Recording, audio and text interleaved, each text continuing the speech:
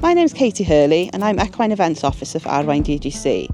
As part of the Arwain DGC project, we offered funding for Equine Health Clinics, which allowed horse owners to have a one-to-one session with their vet where biosecurity, health planning and responsible antibiotic use could be discussed. Funding was also available for culture and sensitivity testing if the vet felt this was necessary. The clinics have varied from a single pony on a small holding to multiple horses at a livery yard.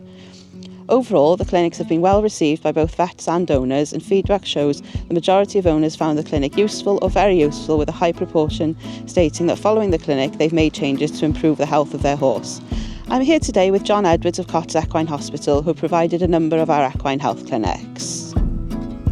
As vets, we've welcomed the opportunity to have these discussions with owners and help change attitudes towards antibiotic use, both for the clients but also with the vets themselves.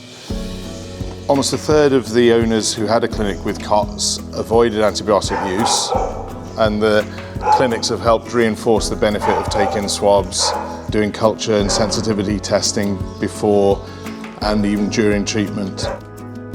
Clients have found the clinics interesting, informative and thought-provoking, and hopefully changing the mindset towards preventative measures such as biosecurity, good hygiene and good antibiotic stewardship.